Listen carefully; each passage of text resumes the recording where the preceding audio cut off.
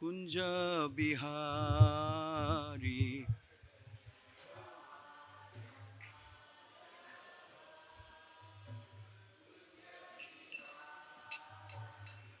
Jaya Radha Madhava Kunja Bihari.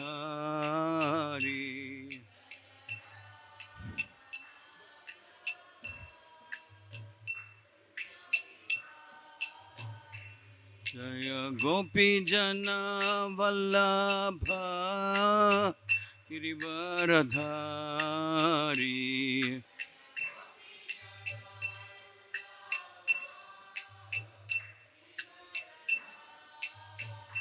Jaya Gopi Jana Vallabha Girivaradhari.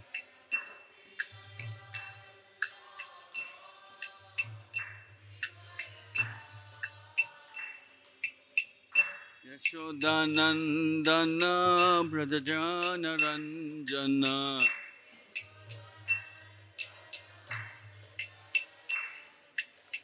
Yashodanandana Brajajana Ranjana.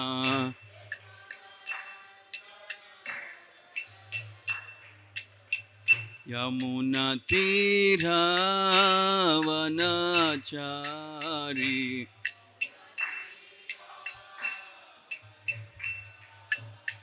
Yamuna Tira Vanachari.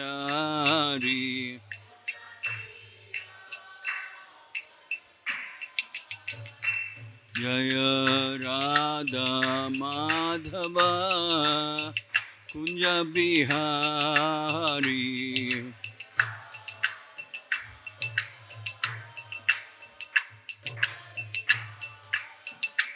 Jaya Radha Madhava Kunja Bihari.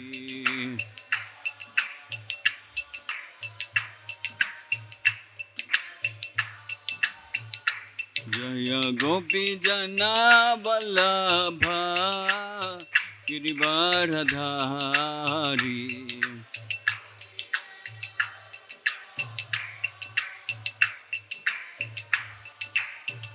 Jaya Gopi Jana Vallabha Girivaradhari.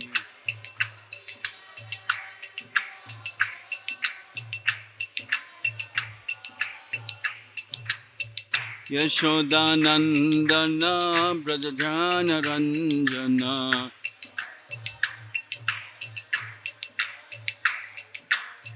Yashodanandana Brajajana Ranjana.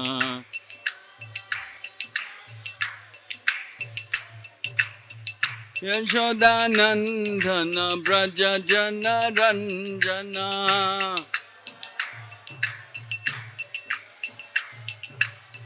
Yamuna Tira Vanachari.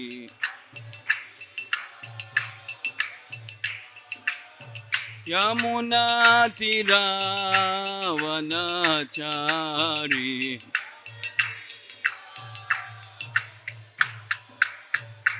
Jaya Radha Madhava Kunja Bihari.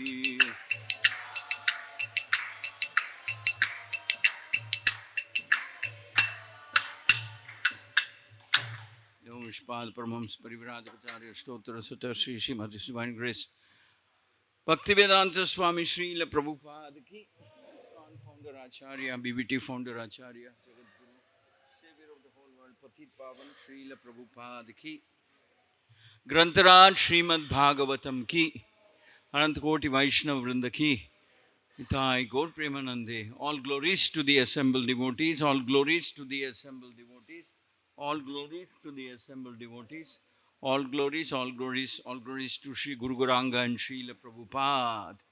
Om Namo Bhagavate Vasudevaya.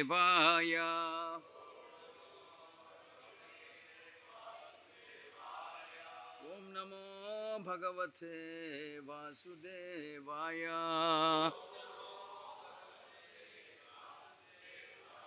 Om Namo Bhagavate Vasudevaya.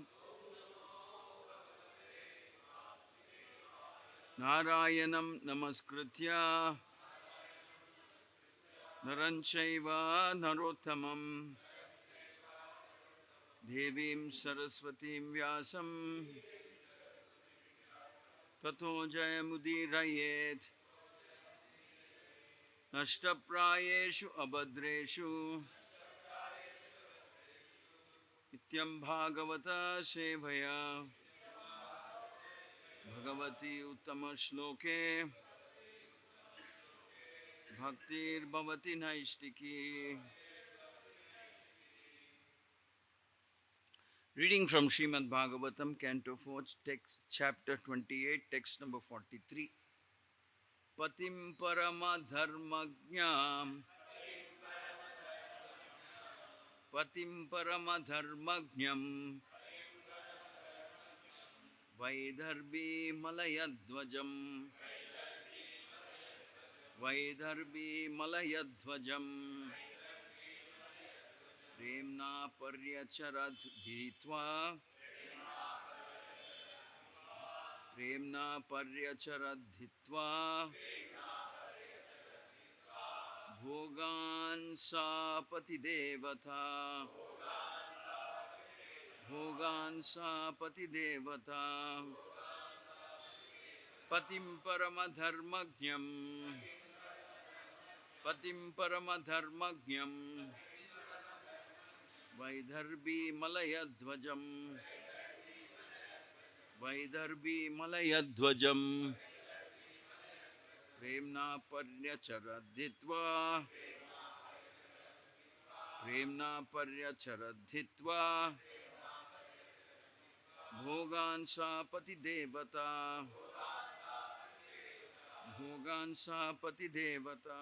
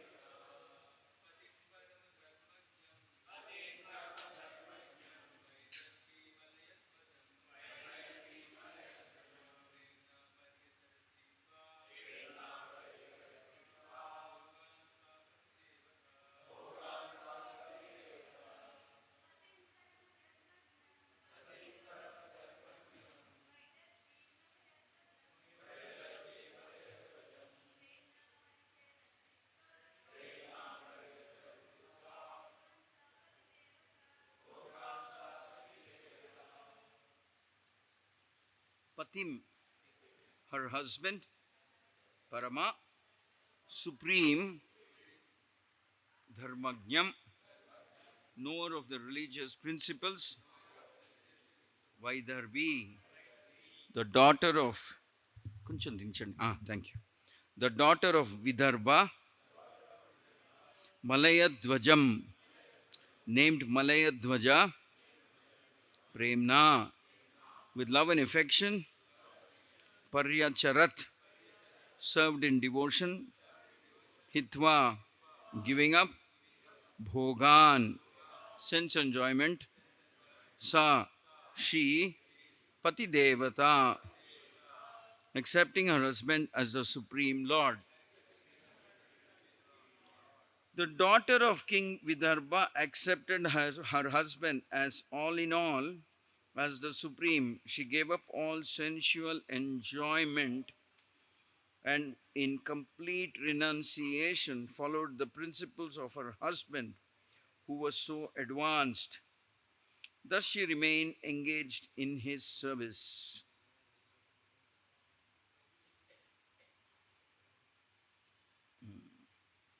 Purport: figuratively, King Malayadwaja is the spiritual master and his wife Vaidharbi is his disciple. The disciple accepts the spiritual master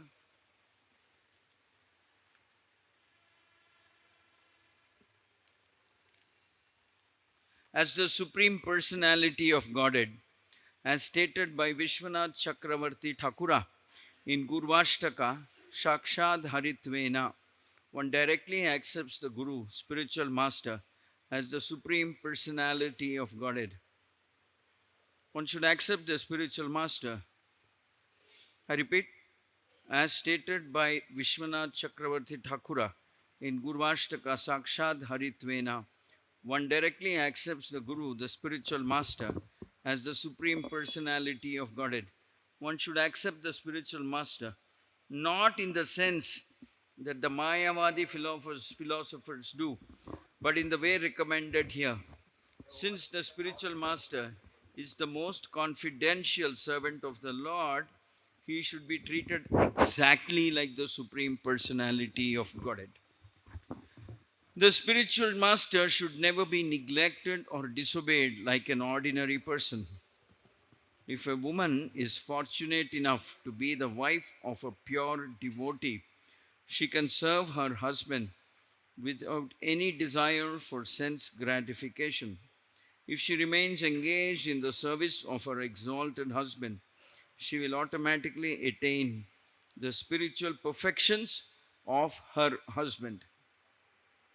If a disciple gets a bona fide spiritual master simply by satisfying him, he can attain similar opportunity to serve the supreme personality of Godhead. Om Ajnana-timirandasya Jnananjana-shalakaya Yakshurun-militam yena Tasmai Shri Gurave Namaha.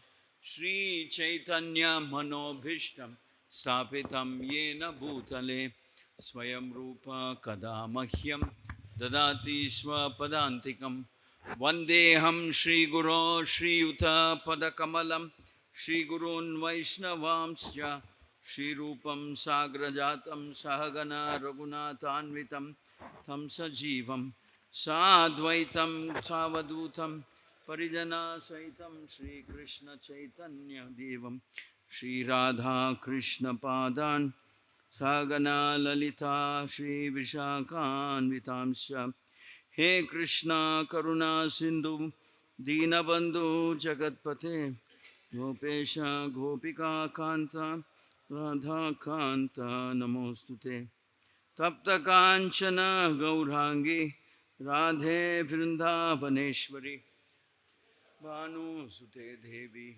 Pranamami Hari Priye Vancha Kalpatarubhyasya Krupa Sindhubhya Evacha Patitanam Pavanebhyo Vaishnavebhyo Namo Namaha Jaya Shri Krishna Chaitanya Prabhu Nityananda Shri Advaita Gadadhara Shri Vasadi Gaura Bhakta Vrinda Hare Krishna Krishna Krishna Hare Hare Hare Rama Rama Rama Hare Hare.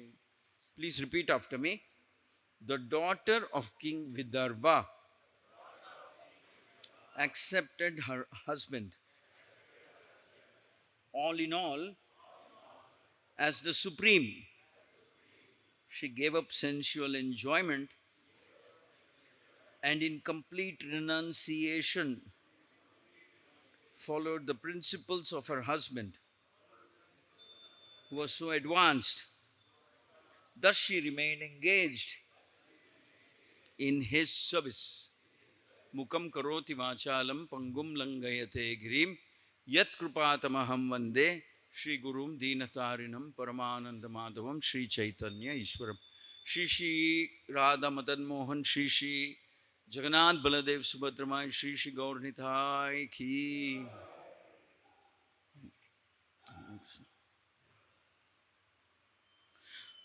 So it is mentioned here that figuratively, King Malayadwaja is as good as the wife, is as good as the spiritual master of his wife, Vaidharbi. And the disciple accepts the spiritual master as the supreme personality of Godhead, as good as the supreme personality of Godhead. Sakshad Haritvena literally means as good as, all, not the supreme personality of Godhead in the complete literal sense, but as good as the spiritual, as good as the supreme personality of Godhead. Before I speak any further, I would like to offer my humble obeisances to Maharaj, Ram Govind Maharaj, and to Anandmai Prabhu.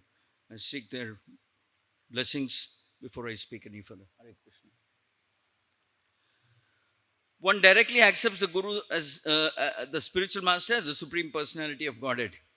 So it is said that one should accept the spiritual master, not in the sense that the Mayavada philosophers do, but in the way recommended here. Vishwanath Chakravarti Thakura says, Sakshad Haritvena Samasta Shastre.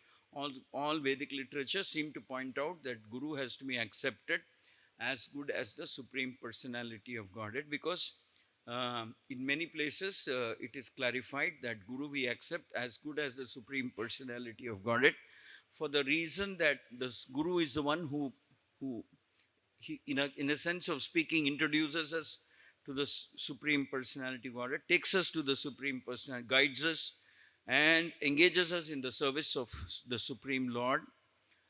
And mm, and hence he is accorded the same status as that of the Supreme Lord.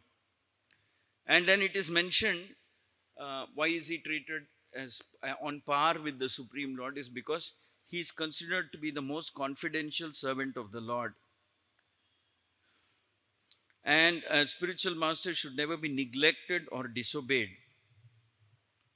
And then, of course, the analogy is extended here in this purport to state that if a wife is fortunate, if a lady is fortunate to have someone like Malayadwaja as her husband, a pure, advanced, pure devotee, advanced soul, a sincere devotee, then she should also be very careful that she accords the same status to her husband as that given to the spiritual master.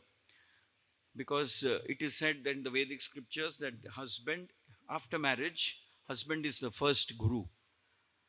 The more, in our sampradaya, the wife can have her own guru, maybe different from that of the husband, but nevertheless it is stated that she has to accept husband as the first guru in her life. Okay, so here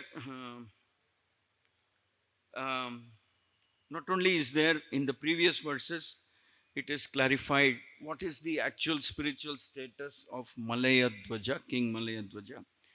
And now here we are focusing on how um, Vaidharbi is treating Malayadwaja. So here Prabhupada speaks, obviously alludes to the Guru-Shishya relationship. And then he says that in the last, towards the end of the purport, he says that she will automatically attain spiritual perfection of her husband.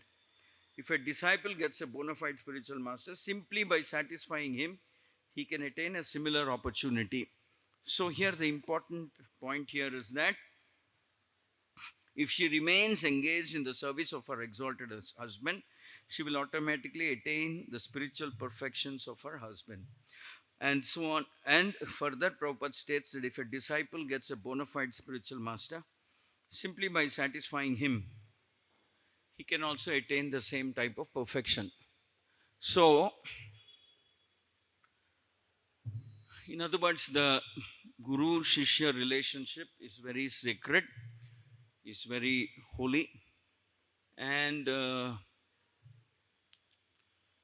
if you were to, in an unbiased way, approach the scriptures, you will realize that it is recommended that every human being accepts a guru, serves the guru, and Serves the Guru, of course, sincerely, enthusiastically. And that is the easiest and the most effective and the most powerful way of crossing over the ocean of birth and death. Not only that, it is also mentioned in many places in the scripture that if one were to accept a guru, then he or she becomes eligible for not just crossing over the ocean of birth and death, but he or she becomes eligible for the highest form of bhakti rasa, you could say. That means the highest sentiment mellow with which the Lord is worshipped. So a disciple becomes eligible for that highest rasa as well. So Srila Prabhupada mentions repeatedly and thankfully for all of us as a he kind of reinforces this understanding that one in what mood one has to accept a guru and how does one serve him. Repeatedly Prabhupada says that if there is anything that can be considered as a secret for advancement in spiritual life, it is this, that one should be completely dedicated to one's bona fide guru, serve him uh, very lovingly, with gratitude, with enthusiasm, and with great attention. Prabhupada mentions, and accept him like the wife accepts the husband, all in all. Accept him as um, one's guide. Practically speaking, one's only guide. It is not that. And one's guide in that sense, yes. So Prabhupada explains that that is, if there is anything that can be called a secret, it is this: how does one relate one to one's guru? And also in the offenses against the holy name, there is a third offense which clearly states that to consider the guru to be an ordinary person and to disobey his instructions is considered one of the offenses against the holy name. That is, if one were to do that kind of an offense, to look at guru as an ordinary person or disobey his orders, then it is like offending the holy name also, which means the mercy of the holy name may be withheld, or the progress of a devotee may be impeded by this offensive attitude towards one's guru. And also, uh, to further reinforce our understanding about how guru is to be treated, we see that there are many Vedic, very illuminating Vedic examples in the life of Lord Chaitanya himself as to how he treats his guru, Ishvara Puri. Now, if you were to read the Chaitanya Charitamrita, it shows that not only did Lord Chaitanya accord the highest possible respect for Ishwari, highest possible veneration, reverence, respect to Ishvara Puri, but he accorded a similar respect to all of Ishvara Puri's god brothers, which means um, uh, many Paramananda Puri, Ramachandra Puri, etc. To many of their his gurus, Advaita Acharya, for instance, all of them, mm, mm, all of them, Lord Chaitanya accorded this more or less the same level of respect as he accorded to his guru. Um, and it is said that somehow in the Chaitanya Charitamrita, wherever in certain portions where we discuss about how a guru is to be treated, the example of Ishvara Puri and Ramachandra Puri is highlighted. Both of them were disciples of Madhavendra Puri, and then we know that Madhavendra Puri was Rasa Acharya, the first Acharya who introduced the concept of mellow, loving sentiment in our parampara. Both of them were his disciples, Ramachandra Puri and Ishwara Puri. But it is said that towards the end of his life, when Madhavendra Puri became incapacitated, practically bedridden, it is mentioned that uh, Ishwara Puri dedicated his life to taking care of Madhavendra Puri and performing menial acts of service to the great Madhavendra Puri. Now, because he was incapacitated and he could not move, Madhavendra Puri had to be helped with this basic human cycles. So, Ishwara Puri would clean his stool and urine and clean it up very so properly and nicely. And then it is said that in order that Madhavendra Puri, his guru, Madhavendra Puri, does not feel shall we say, the pangs of the pain of being incapacitated. It is said that Ishwara Puri would, for the pleasure of his guru, chant select verses from the Srimad Bhagavatam, or maybe even sing some songs glorifying Radha and Krishna, like that.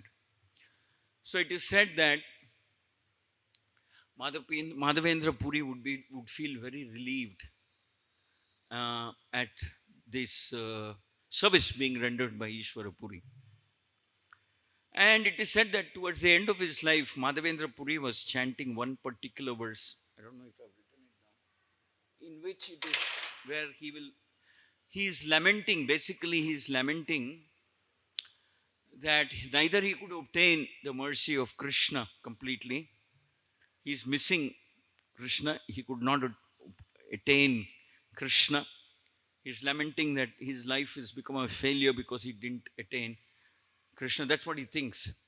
And then he's also lamenting that he could not, towards the end of his life, he could not reach Mathura. He was feeling that maybe Mathura would have been a better place for me to leave this body. At least that way I will get the mercy of the Dham, mercy of Mathura Dham. So he was repeatedly chanting that verse where he was lamenting that he was not in Mathura and lamenting that he had, and by the way, because Madhavendra Puri is Madhavendra Puri, he was also lamenting that he did not have the association, or he was feeling separation from Krishna, intense separation from Krishna. So he was repeating the verse, and then it is said that at that point of time, Ramachandra Puri appeared on the scene, and he had the audacity to correct Madhavendra Puri. I mean, he had the audacity to correct his own guru. So Madhavendra Puri, Ramachandra Puri tells Madhavendra Puri, why is it at this point, just as you're about to leave your body, what are you doing? You're chanting this mantra and you're lamenting this and that. All this is, I don't know what he said. He said, you should actually be focusing on how Brahman, how you have to merge into Brahman and that kind of a thing. It is so very unfortunate that some disciple chooses to correct the guru, criticize the guru, find faults with the guru. It's one of the most very tragic and unfortunate and painful, even to read, that someone like Ramachandra Puri was finding fault with his guru, because finding fault or criticizing one's guru is worse than spiritual suicide. It is extremely painful even to think that a disciple could do that to his guru, criticizing him, finding fault with him, and especially when it comes to dealing with someone of the caliber and of Madhavendra Puri. And in utter pain and disgust, Madhavendra Puri utters these words. He says, will you kindly get away from my presence, please? Why are you tormenting me like this? Here I am incapacitated, lying down and waiting for my death or something, and I'm intensely suffering from pangs of separation from Krishna and Mathura Dham, and you come here and lecture to me, further increasing my lamentation and pain that I have a disciple like you. That so Madhavendra Puri, this is also a very unusual occurrence that the Guru becomes frustrated, angry, and disappointed to the extent that Madhavendra Puri tells his disciple, "Will you please get away from here? Don't ever come here." And Madhavendra Puri goes on to say, "Don't even show your face to me, because that's not the face I want to see when I leave this body. Will you please do this favor to me and get out of here?" I mean, that deprecation is, is extremely unusual and painful, even to read that one has offended or irritated his Guru to an extent where the Guru chastises him, rebukes him, even going to the extent of telling him to get away. Don't even show me your face. But it is said that somehow or other Ramachandra Puri had this contamination of fault finding tendency, um, etc. And then it says that by, as a result of this deprecation uttered by Madhavendra Puri, you could say that Ramachandra Puri's spiritual wealth dissolved. I mean, he just, he just, all his spiritual credit and auspiciousness, everything vanished.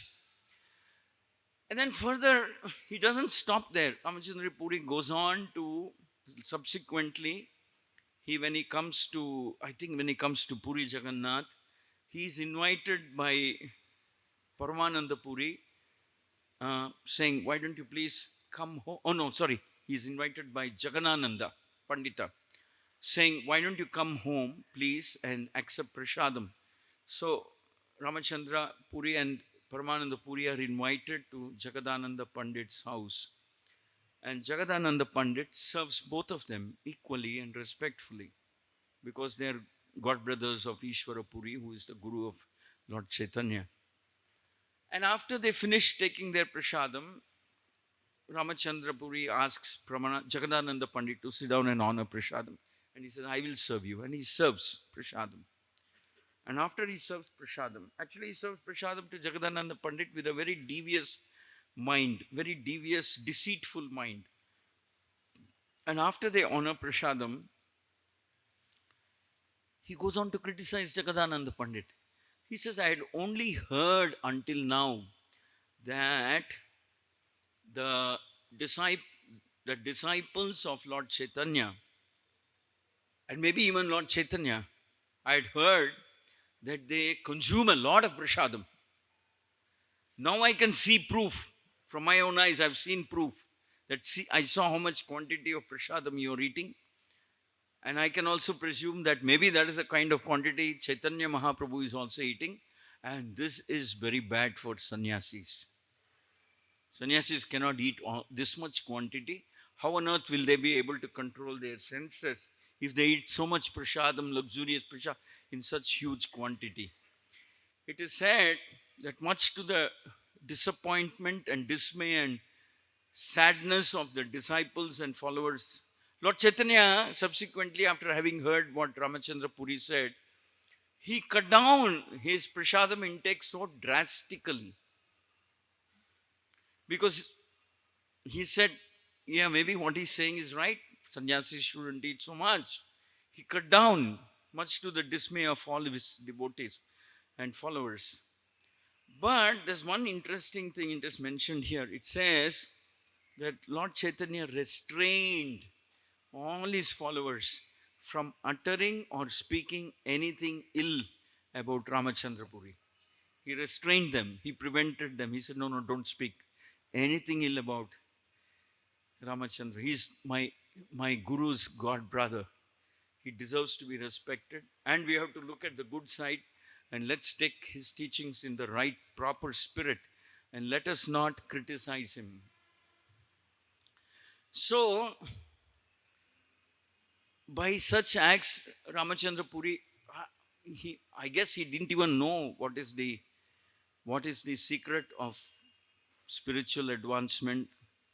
But by these acts, he just became bereft of any auspiciousness any spiritual wealth or merit or anything. And he became so hard hearted because of his original offense towards his guru, looking and trying to find faults in his guru, had the audacity to do that, had the misfortune to do that, we could say. Um, but nevertheless, Lord Chaitanya, even in that such extreme situation, he restrained himself and his disciples and followers and prevented them from speaking anything against Ramachandra Puri. But this is contrasted in the Chaitanya Charitamrita with the behavior of Ishvara Puri. Ishvara Puri was such an amazingly saintly person, gentle, loving, respectful, careful, grateful. So much so that um, providence or whatever, he became the right personality to be given the status of becoming the Guru of Lord Chaitanya, Guru of Lord Krishna himself. So he became the Guru of Lord Chaitanya.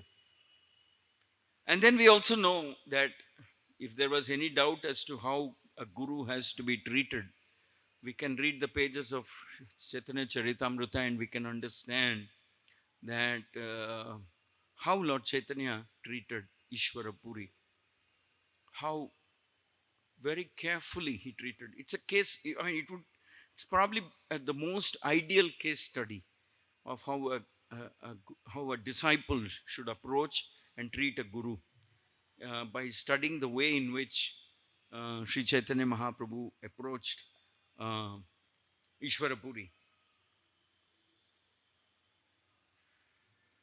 And so it is said, if you were to look at, let's say, the third offense against the holy name, to consider your guru to be an ordinary person, to disobey him and to consider him to be an ordinary person. So it is said that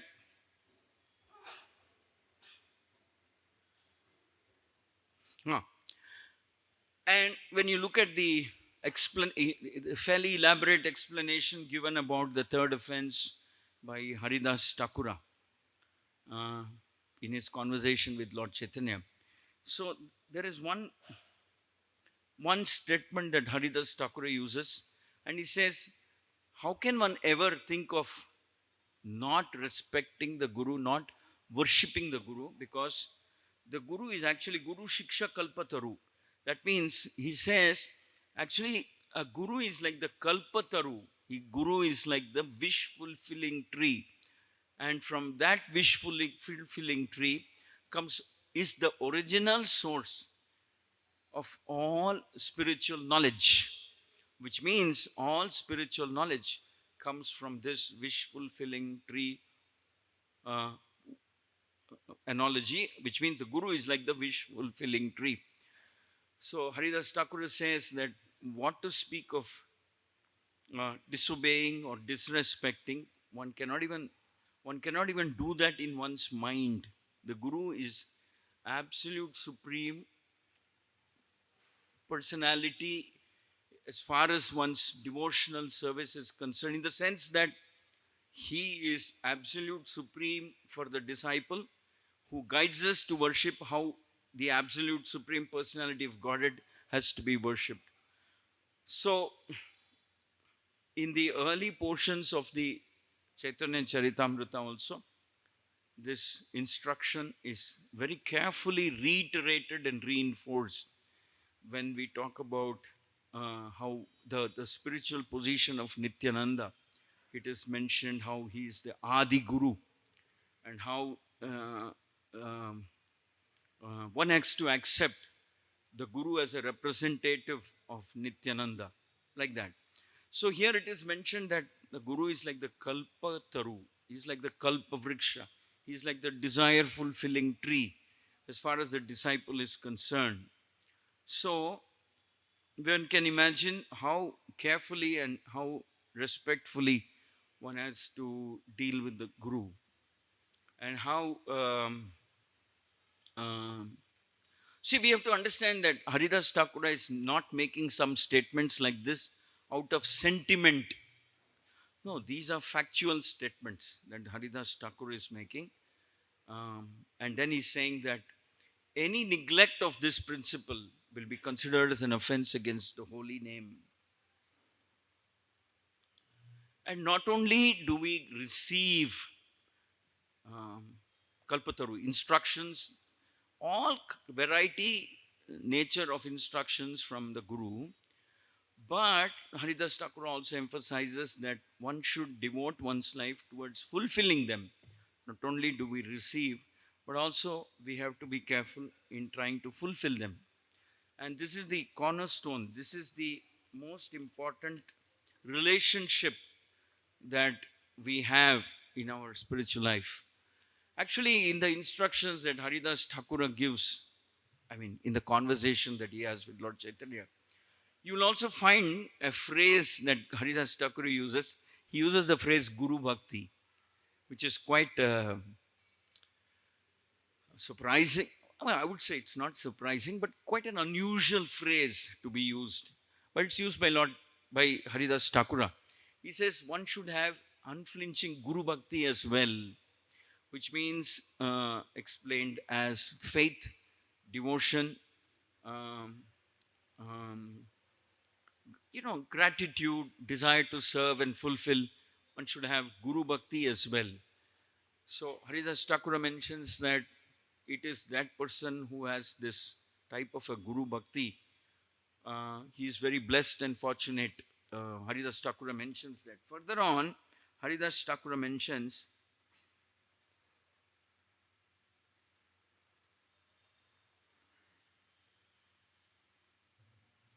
and Haridas Thakura mentions that this level of importance we should give to both the Diksha and Shiksha Guru.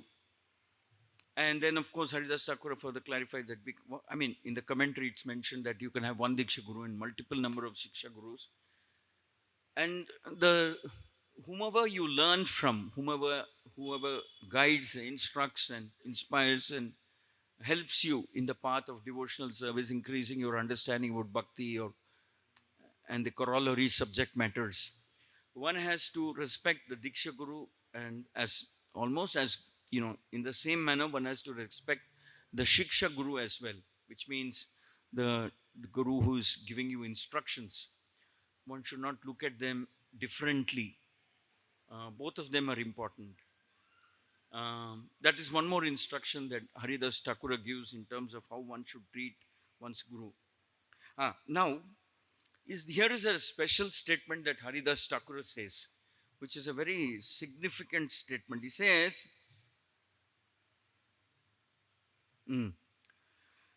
if they so desire, they can easily bestow the highest wealth onto a fit recipient. The Bengali goes like this: Arpite sujana paramartha dana, anyashe yadi chana. That means, if the Shiksha or the Diksha Guru so decide, and if you are a fit recipient, of their mercy, then they can, if they so desire, that means either of them, the Shiksha Guru or the Diksha Guru, so desire, they can easily bestow the highest wealth onto a fit recipient. They can easily bestow the highest wealth onto a fit recipient. So, which means the focus is on trying to become a fit recipient of the mercy of your Guru. That is the critical factor here. Which also means that the Guru, Krishna, whether Diksha or Shiksha Guru, are always ready to bestow, to give, to bless, to empower a disciple to the fullest extent possible. But the key to this is that we should become a fit recipient, which means our focus should be on how can one become a recipient, not because we want to attain the same status of the Guru or something, not really in that sense, but we should always be thinking that um, how can I serve my Guru and the mission of my Guru in a much better way than I am doing today? See, a disciple's desire to make advancement or progress is not because he wants to be known as a great scholar, a great renunciant, a great tapasvi, or anything of that nature. A fit recipient is always thinking, I am at the moment not qualified, not able to, not having the right consciousness, not in a position. Very, mm, he laments about his own imperfections and incapacity, and he's thinking that how nice it would be if I become a better devotee, a better disciple, a better servant, and hence be more useful in serving my guru and his mission.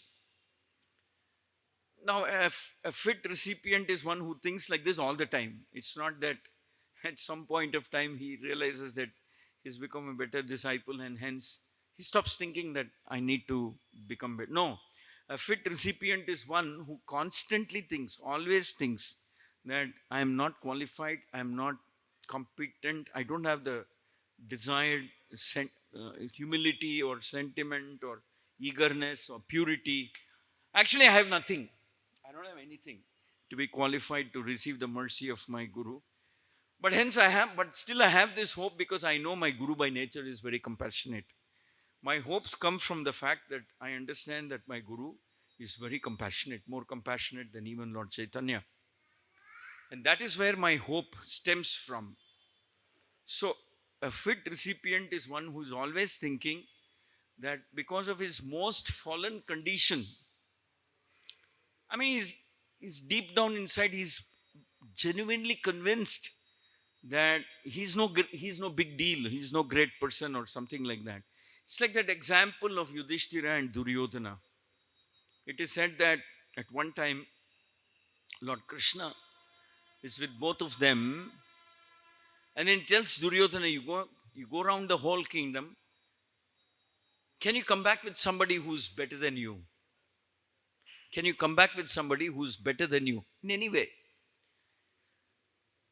And then he calls Yudhishthira and says, please go around the whole kingdom and come back with somebody who's worse than you, in any way, worse than you, more fallen than you, more pathetic than you. It is that both of them go around the kingdom and then they come back to Krishna with nobody. Duryodhana says, I couldn't find anybody better than me. I couldn't find anybody who's better than me in any way. I'm the best. Krishna says, oh, all right, very nice. And then Yudhishthira also comes back and says, I couldn't find anybody who's worse than me. I quite take the gold medal and being the worst, whatever. So Yudhishthira comes back and says, there's nobody who's worse than me. I'm I'm really way down below, Patala or something like that. Really a fallen person. There's nobody who's worse than me. So then Krishna compares the two and says, now you see why Yudhishthira is more qualified, more fit to be a recipient of my mercy, or like that. So similarly, a disciple, it is actually a very important test for all of us in Kali Yuga. Because in Kali Yuga, whether we whether we have something or not, we genuinely have a lot of pride. We genuinely have a lot of excess. We tend to consider ourselves a lot better than what we actually are. This is one of the diseases in Kali Yuga. Um, you know, Ahankar is so prominently and strongly present. So here it is said that just as Yudhishthira comes back and says, I couldn't find anybody who's worse than me. The hallmark of a very successful devotee is one who genuinely feels grateful to his guru, acknowledges the guru contribution in his spiritual life, spiritual growth, understands that he or she has not been a very qualified, worthy disciple. He understands that he could have done much more in his life to glorify, serve his guru than what he has actually done. Understands or accepts that he has a very fault-finding nature. Like that, a disciple, I'm not saying a disciple should go into depression, but I'm saying that at the end of all this, the disciple believes and accepts that his only qualification is that he is under the shelter of a person who is unconditionally, unlimitedly compassionate and merciful. Unconditionally, unlimitedly, and always compassionate and merciful. That's probably his only good fortune, that he is under the shelter of a guru like that. that is when we really understand what is the meaning of receiving the mercy of Guru. And that is when we become a fit recipient. And if we have the good fortune, then we continue to stay as a fit recipient to receive the mercy and empowerment of a guru. So, in other words, a disciple will always be happy and to acknowledge that whatever good has happened in his life is not probably, is because of, only because of, and only because of the unconditional kindness and krupa that the Guru has shown, and how in the scriptures it is said that the Guru is Kalpataru, how he is a wish fulfilling tree, though I am completely unqualified to receive any such mercy. So Haridas Thakura is saying that, and then he goes on to say, Vaishnava Sakala Shiksha Guru Hoy, Sarva Shubha Janayita. So that's another thing that Haridas Thakura says about accepting a guru. Now, sometimes there is this argument, do you need a guru? There is scripture, etc., etc. So you can read on your own, you can read by yourself. But Haridas Thakura emphasizes and clearly, categorically states that the beginning of all auspiciousness for a living entity is when he begins the process of surrender to a guru. When he begins, even when he begins the process of surrender to a guru, that is the beginning of all auspiciousness in the life of a devotee, aspiring devotee. The moment he starts desiring or even making the first step of surrendering to a guru, accepting a guru, worshipping a guru, trying to follow a guru, that is the beginning of all auspiciousness. So, in describing the third offense against the holy name, Haridas Thakur actually gives a whole exposition on the position of the Diksha Guru, the Shiksha Guru, position of Guru, and who is a fit recipient, and how does one become a fit recipient for the mercy, and that uh, why is Guru such a special person? Because he says that that's the beginning of auspiciousness, when we decide to bend our head, give up our ego or whatever. Because when we even pretend to surrender to somebody, there's some level of ego we are shedding, even if we pretend to surrender. So Haridas Thakur is saying that that is the beginning of all auspiciousness for the living entity, which is traversing through this material world, taking different births, millions of births. And then, of course, somewhere in this, while describing the third offense, Haridas Thakur says that it is not that every living entity automatically comes to face with the Guru.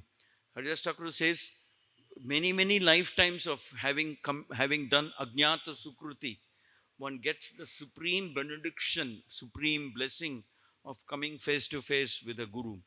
Many lifetimes of performing Ajnata Sukriti. That means knowingly, unknowingly, you've done some favor you have offered to the Vaishnavas or Krishna or some like that.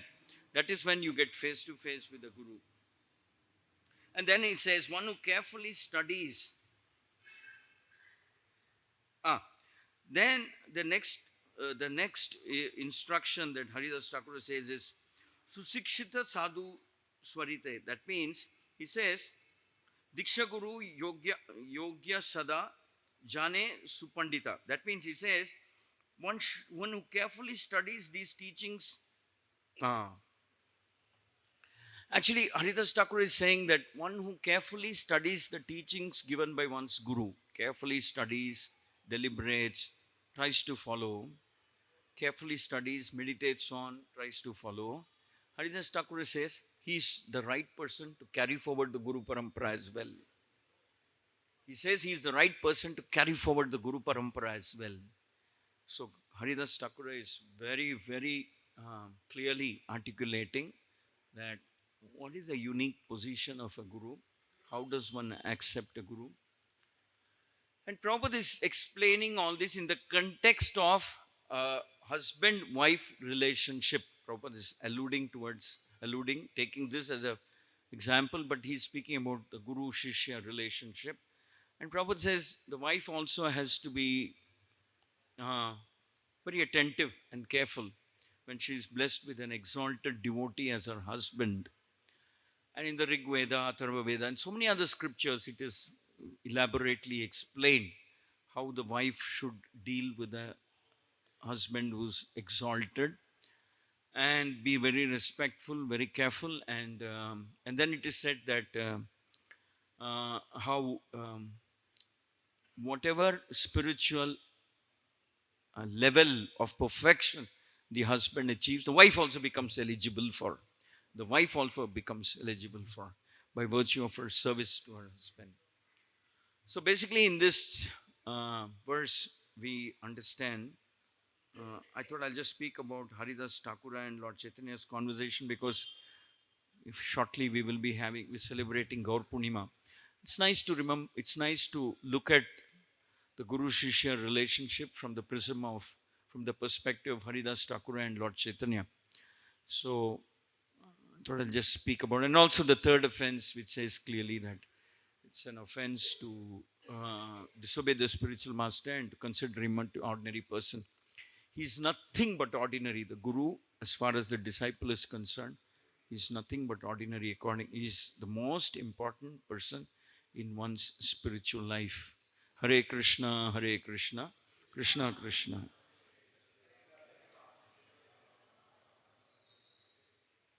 Thank you very much. Any questions or anything? Yes, Prabhu.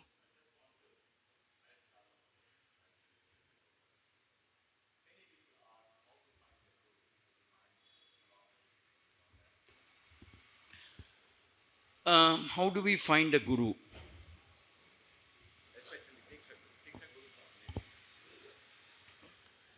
It is mentioned in the Chaitanya Charitamrita, in the conversations. You will see that Krishnadas Kaviraj Goswami is mentioning that after sufficiently performing Agyata Sukruti, which means accidentally chanting or serving a Vaishnava or an Acharya or Guru, it is mentioned that generally speaking, when you have sufficient credit of Sukruti, the Chaitya Guru, that means the Paramatma, the Guru within your heart, will guide you towards an external Guru. The Chaitya Guru takes you to an external Guru. Because the Guru, external Guru, which means the Diksha Guru, is, you could say, is an expansion of the Chaitya Guru in one sense. So when you are ready for it, when you are ready, then the Chaitya Guru will direct you, will guide you. But of course, sometimes we can't, sometimes we tend to get misled, because we are very poor at reading the messages of the Chaitya Guru. So sometimes our intuition, we don't know how to read our intuition or Chaitya Guru. So it's said that it's always better that we verify, uh, very carefully and intelligently verify as to what are the characteristics of a Guru, and equip ourselves with that knowledge about who can be a Guru, what kind of person can be a Guru, uh, etc. So we equip ourselves with that knowledge, and there's definitely in every devotee's life there's some nudging, there's some pushing, subtle pushing by Chaitya Guru, who directs you towards your eventual Guru. This is what the scriptures say. So one is, we have to equip ourselves with some knowledge, because Prabhupada says you can't go to a diamond shop without even knowing how a diamond would look. That's like inviting people to cheat you. So you can't become very sentimental or superficial or hollow. One has to know what are the characteristics of a Guru, equip yourself with the knowledge, and then there is some nudging, subtle, gentle nudging by the Chaitya Guru, and he places you in front of a genuine, bona fide, authorized spiritual master. So if you look at stories of different devotees and how they reach the lotus feet of their Guru, there's always some mystical factor involved. It's not a very mechanical thing. There's something mystical about finding your guru. Like the first time I saw my guru, I broke down and cried. The first time I saw my guru, before I accepted him, something pushed me saying, he's my guru, he's my guru. He's the person I have to surrender to. Hundreds of devotees who took shelter of Prabhupada felt that kind of an urge when they first had darshan of Srila Prabhupada, or even saw a picture of Prabhupada. They hadn't even met. Even when they saw a picture, even when they heard his voice, like this one person that Prabhupada memories, I can't remember his name. He was saying that first time he met, he saw Prabhupada. He was not acclimatized, or he was not used to Prabhupada's strong Bengali accent with which he spoke English. He said he sat through the entire class. He couldn't understand one single word, but something inside him told him, he's my guru. I've come to the right place. I've come to the shelter of the right person. He's my guru. So there is some mystical factors also involved. But like I said, always better to verify. When you have an urge towards accepting somebody, pause, reflect, verify.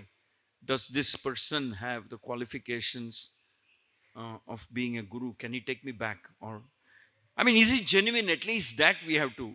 I mean, at that point of time, you don't know about Godhead, going back, etc. At least some inquiry about how genuine is he, we have to do. I mean, that's true for not just, I mean, we subsequently also, we can't just say, my Paramatma inspired, that's why I'm doing. It's always said, it's always better to verify. But one cannot deny the mystical presence of Paramatma, or the mystical role of Paramatma in finding one's bona fide guru.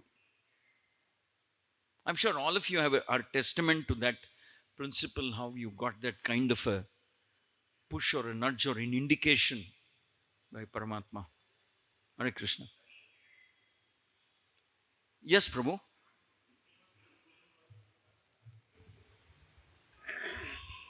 Who was the guru of Haridas Thakur?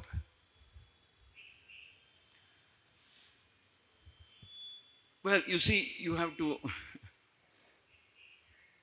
you could say that he accepted Lord Chaitanya, but beyond that, I honestly haven't studied that, researched that part as to who is the guru of Haridas Thakur. But there is no doubt that he accepted Lord Chaitanya as all in his life. So maybe, I don't know if he received Diksha from Haridas Thakur, from Lord Chaitanya, but at least we can accept that he received Shiksha from Lord Chaitanya. I don't know about this Diksha Guru. Anybody knows Haridas Thakur's Diksha Guru? I have not read. Very strange. It's not didn't strike me as something that I should read. I'll try and find out. Anybody knows? But there's no denying that he accepted instructions, inspiration, instructions from Lord Chaitanya, and maybe even from personalities like Advaita Acharya, etc. About as far as Diksha is concerned, I don't have an idea. Any other question?